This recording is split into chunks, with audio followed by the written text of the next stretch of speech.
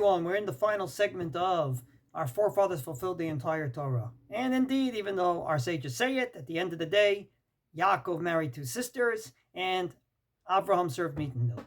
Comes along the Maharal and says a different answer. And that is that when the Torah is not given yet, you can start asking yourself a very simple question. Does this mitzvah talk to me or not? Does this mitzvah help me or not? Once the Torah was given, no questions asked, whether you agree with it or disagree with it, you don't need meat and milk. But if the Torah wasn't given yet, you can start making what we call cheshbonos. You can start saying maybe yes and maybe not. In his words, Toldot Yaakov she'utar lahem nisach otam Yaakov beruach hakodesh. כמו שהיו יודעים לקיים התורה ברוח הקודש, יודעים גם כן להתיר ברוח הקודש. They got a divine inspiration called Ruach HaKodesh that they're allowed to marry two sisters. Once the Torah was given and someone says that, he's called an Avi Sheker. Namely, he's called a false prophet. But before the Torah was given, before there's an obligation on the ground, that's not the case. כך היה יודע שיש לו לאישה שתי אחיות והם הגונים לו להעמיד י"ב שבטים, עמודי עולם מבית החיות. In a word, says the Maharal Miprag, יש לומר כי לא קיימו מי שאינו מסוגל לכל המצוות את כל המצוות. When do you have to keep all the mitzvot? When you can. But if circumstances are such as you have a loving father-in-law that tricks you, you don't have to keep it. In other words, as long as God did not obligate you yet, you can start weighing it and saying maybe yes and maybe not. So be'ikaron, as we say in Hebrew, on principle they did, except if circumstances dictated otherwise. That's the way our forefathers kept the entire Torah. The Nefesh HaChaim, Rav Chaim Mivolozhin, agrees with Maharal Miprag, and he says, at the bottom line is, that in their Ruach HaKodesh, they believed that marrying two sisters would be a good thing. It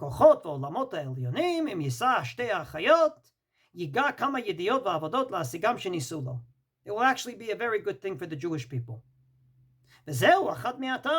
שלא ניתנה התורה לנוח והאבות הקדושים, שאם הייתה ניתנת להם, לא היה רשאי לישא בית החיות.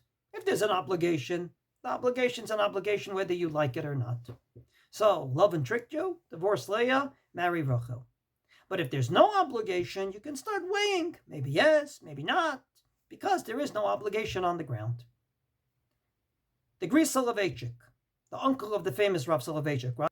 Yitzchak Zev Halevi Soloveitchik, known as the Brisker Rav, basically brings a famous Gemara in Brachos around Chizkiyahu HaMelech. The pasuk says that Chizkiyahu HaMelech was sick.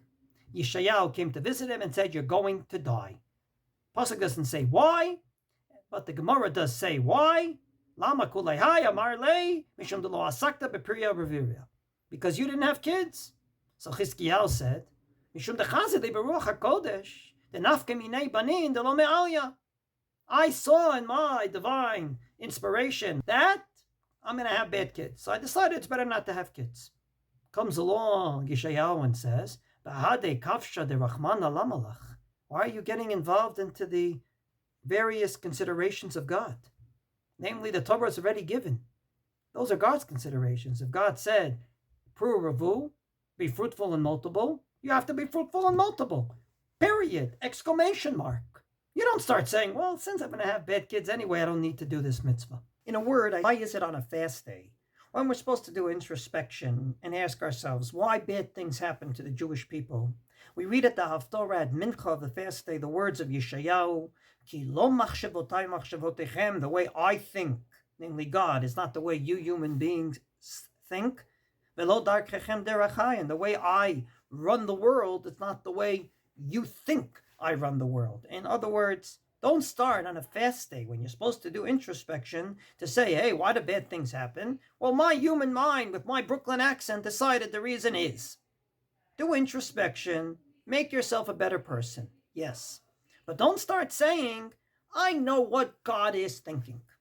I know why God did this or that. You can't talk in the name of God. Only God can talk in the name of God. Therefore, if God said, be fruitful and multiple, and he made it a mitzvah d'oraita, a biblical commandment, the only way you can get out of it, outside of the three cardinal mitzvot, is if it endangers your life.